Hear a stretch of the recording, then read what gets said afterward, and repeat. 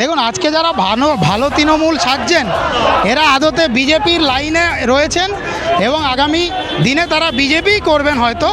মমতা ব্যানার্জি একটা আদর্শ না, মমতা ব্যানার্জি একটা পোস্ট, যেটা ওনারাই বলতেন যে তৃণমূলে একটাই পোস্ট, বাকি সব ল্যাম্প পোস্ট। আজকে সেই মমতা ব্যানার্জির এই দুর্দিনেও তারা সবাই তাকে ছেড়ে চলে গেল।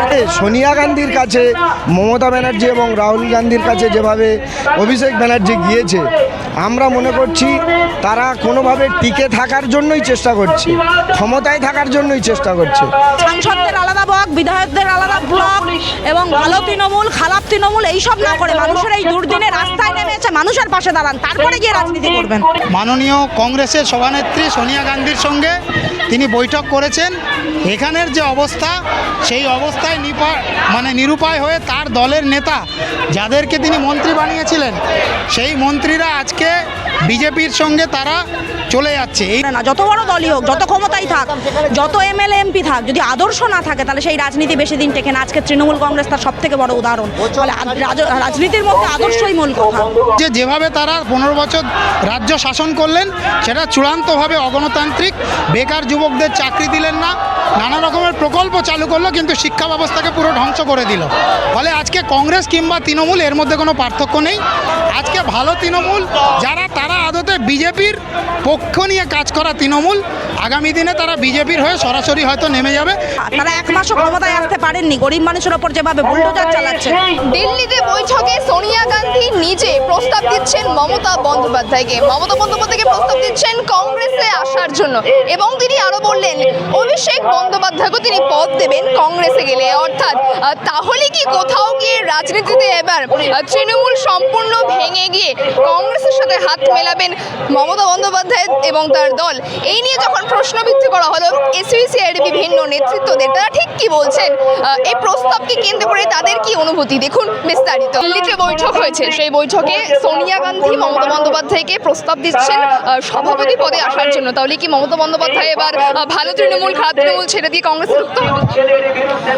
বলছি, প্রথমেই আপনারা জানেন যে তৃণমূল দলটা যেভাবে তাদের নীতি নৈতিকতাহীনভাবে ক্ষমতায় তারা আসার পরে যেভাবে মানুষের উপরে একটার পর একটা আক্রমণ নামিয়ে এনেছে, শোষণ পীড়ন নামিয়ে এনেছে, তার ফলে তাদের উপরে মানুষ বীতশ্রদ্ধ হয়ে গেছে।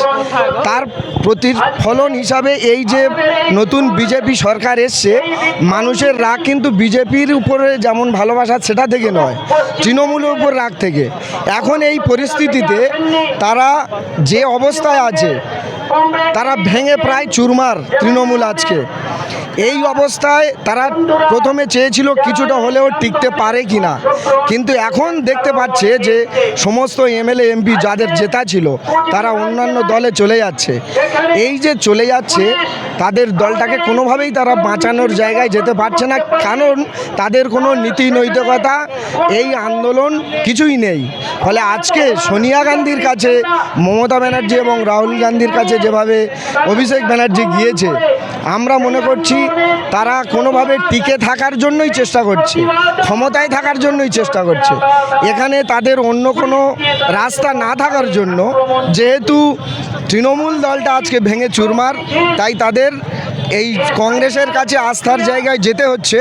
দেখুন, এই সমস্ত রাজনীতিতে আমরা খুব বিশ্বাস করি না। যে রাজনীতি মানুষের কথা বলে না, যে রাজনীতি মানুষের এই দুর্দিনে গরিব মানুষের জীবন জীবিকার প্রশ্নে, গরিব মানুষ আজকে যখন রাস্তায় বসেছে, সেই রাস্তায় বসে মানুষের পাশে যে রাজনীতি থাকে না, যে রাজনীতি সেই কথা বলে না, সেই রাজনীতিতে আমরা বিশ্বাস করি না। আমরা সাধারণ মানুষের এই লড়াই, আন্দোলন, সংগ্রামের রাজনীতিতে বিশ্বাস করি। আমরা তাই আজকের রাস্তায় আছি, আমরা এই রাজনীতিতে নেই।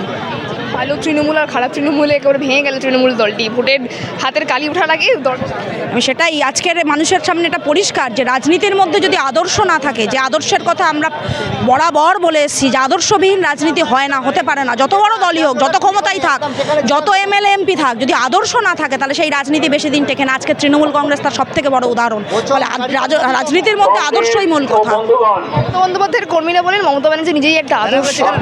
মমতা ব্যানার্জি একটা আদর্শ না, মমতা ব্যানার্জি ব্যানার্জি একটা পোস্ট, যেটা ওনারাই বলতেন যে তৃণমূলে একটাই পোস্ট, বাকি সব ল্যাম্প পোস্ট, আজকে সেই মমতা ব্যানার্জির এই দুর্দিনেও তারা সবাই তাকে ছেড়ে চলে গেল। তাহলে মমতা ব্যানার্জিও তাদেরকে ধরে রাখতে পারলেন না। তাহলে এখানে যে জন্য পারলেন না সেটা হচ্ছে ওই আদর্শ।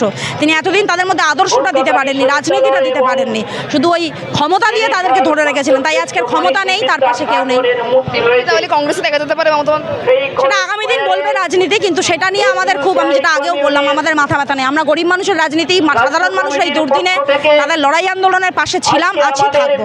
এবং দমদম থেকে শুরু করে যাদবপুর বিভিন্ন জায়গায় মারাত্মক লেভেলের হকারদের উচ্ছেদ করা হয়েছে। সেই জায়গায় দাঁড়িয়ে সায়নী ঘোষ তিনি নানা ধরনের মন্তব্য করতেন, তাকে আর খুঁজে পাওয়া যাবে না। তো যে কথা বললাম যে রাজনীতির মধ্যে যদি আদর্শ না থাকে, মানুষের কথা না বলার কথা থাকে, তাহলে সেই রাজনীতি দুর্দিনে ক্ষমতায় না থাকলে সেই রাজনীতির কাউকেই আপনি খুঁজে পাবেন না। ফলে এই যে যাদবপুরে বা দমদমে রাতের অন্ধকারে যেভাবে পুলিশ প্রশাসনকে কাজে লাগিয়ে হকারদের উচ্ছেদ করা হলো বিনা নোটিশে, কয়েক ঘন্টার নোটিশে বলা হলো চলে যেতে হবে, ঘর ছেড়ে দিতে হবে, সেই মানে এই যে প্রশাসনের এই যে ভূমিকা, তারা এক মাসও ক্ষমতায় আসতে পারেননি, গরিব মানুষের ওপর যেভাবে বুলডোজার চালাচ্ছে। ফলে এর বিরুদ্ধে যদি সাধারণ মানুষ আজকে যদি যারা রাজনীতির কথা বলে, যারা বলে যে মানুষের পাশে থাকবো, তারা যদি আজকে রাস্তায় না নামে, তাহলে মানুষের পাশে থাকার কি কোনো অর্থ হয়? হয় না। আমরা তো সকলকেই বলছি, যারা মানুষের পাশে থাকার কথা বলছেন তারা আজকে সকলে রাস্তায় নেমে আসুন। কে কোন আলাদা ব্লক তৈরি করছেন, আলাদা তৃণমূল, আলাদা ব্লক, সাংসদদের আলাদা ব্লক, বিধায়কদের আলাদা ব্লক, এবং ভালো তৃণমূল, খারাপ তৃণমূল, এইসব না করে মানুষের এই দুর্দিনে রাস্তায় নেমে এসে মানুষের পাশে দাঁড়ান, তারপরে গিয়ে রাজনীতি করবেন। গতকালকে আমরা দেখতে পেয়েছিলাম সোনিয়া গান্ধী তিনি মমতা বন্দ্যোপাধ্যায়কে প্রস্তাব দিয়েছেন কংগ্রেসে যাওয়ার জন্য। তাহলে কি মমতা বন্দ্যোপাধ্যায় এবার কংগ্রেসে যাবে? এ রাজ্যে তৃণমূল 15 বছর রাজত্ব করেছে, তাদের যে অপশাসন, সেই অপশাসনের ফলে তারা আজকে ক্ষমতাচ্যুত হয়েছে। এবং আমরা অদ্ভুতভাবে লক্ষ্য করলাম যে গতকাল মাননীয় কংগ্রেসের সভানেত্রী সোনিয়া গান্ধীর সঙ্গে তিনি বৈঠক করেছেন। এখানের যে অবস্থা, সেই অবস্থায় নিরুপায় হয়ে তার দলের নেতা যাদেরকে তিনি মন্ত্রী বানিয়েছিলেন, সেই মন্ত্রীরা আজকে বিজেপির সঙ্গে তারা চলে যাচ্ছে। এই জায়গার থেকে তারা আজকে সোনিয়া গান্ধীর সঙ্গে দেখা করছে এবং এখানকার অবস্থা নষ্ট করে দিয়ে, বেঙ্গলকে নষ্ট করে দিয়ে আজকে সোনিয়া গান্ধীর কাছে তিনি আবার আত্মসমর্পণ করলেন। আপনি বললেন যে মমতা বন্দ্যোপাধ্যায়কেও পদ দেওয়া হবে এবং অভিষেক বন্দ্যোপাধ্যায়কেও। দেখুন, এগুলো তো বড় বড় শিল্পপতিদের দল, কংগ্রেস কিংবা বিজেপি, আদানি আম্বানি বড় বড় শিল্পপতিদের দল। ফলে কংগ্রেসের সঙ্গে তৃণমূলের আদৌ কোনো পার্থক্য ছিল না। কিন্তু আমরা দেখলাম যে যেভাবে তারা 15 বছর রাজ্য শাসন করলেন, সেটা চূড়ান্তভাবে অগণতান্ত্রিক। বেকার যুবকদের চাকরি দিলেন না, নানা রকমের প্রকল্প চালু করলো, কিন্তু শিক্ষা ব্যবস্থাকে পুরো ধ্বংস করে দিল। ফলে আজকে কংগ্রেস কিংবা তৃণমূল এর মধ্যে কোনো পার্থক্য নেই। ফলে তাদের যে কোনো পদেই তারা দিতে পারেন, এটা নিয়ে তেমন কিছু বলার নেই। তবে এতে খুব একটা মানুষের সুবিধা হবে বলে মনে হয় না। হচ্ছে যে ভালো তৃণমূল, খারাপ তৃণমূল, দেখুন, আজকে যারা ভালো তৃণমূল সাজছেন, এরা আদতে বিজেপির লাইনে রয়েছেন এবং আগামী দিনে তারা বিজেপি করবেন হয়তো। ফলে আজকে তৃণমূলের যে রাজনীতি, সেই রাজনীতি যেটা মানুষ বয়কট করেছে, তার বিরুদ্ধে গিয়ে তারা ভালো সাজার চেষ্টা করছে। কার কাছে ভালো গিয়ে সাজার চেষ্টা করছে? বিজেপি, যে আমাদের দেশের আজকে যে বর্তমান অবস্থা, সেই অবস্থাকে ধ্বংস করেছে। বেকারদের চাকরি দেয়নি, মূল্যবৃদ্ধি আকাশ ছোঁয়া, পেট্রোল ডিজেলের দাম বেড়েছে, আজকে প্রেসের স্বাধীনতা ক্রমশ কমেছে, আমাদের দেশে প্রতিনিয়ত ধর্মের নামে, জাতপাতের নামে উৎপীড়ন বেড়েছে। এই যে সমস্যাগুলো তৈরি করেছে, সেগুলোকেই আজকে বিজেপির হাতিয়ার, সাম্প্রদায়িকতা বিজেপির হাতিয়ার। আদানি আম্বানি বড় বড় শিল্পপতিদের জন্যে তারা বড় বড় যে বনভূমি, সেগুলোকে পরিবেশ তারা ধ্বংস করছে তাদের জমি দেওয়ার জন্যে। আজকে রেলওয়ে স্টেশনগুলোতে হকার উচ্ছেদ করছে শুধুমাত্র আদানি আম্বানিদের স্বার্থে। বড় বড় স্টল সেখানে থাকবে, তাদের জন্য এগুলো চালু করা হচ্ছে। ফলে আজকে ভালো তৃণমূল যারা, তারা আদতে বিজেপির পক্ষ নিয়ে কাজ করা তৃণমূল, আগামী দিনে তারা বিজেপির হয়ে সরাসরি হয়তো নেমে যাবে।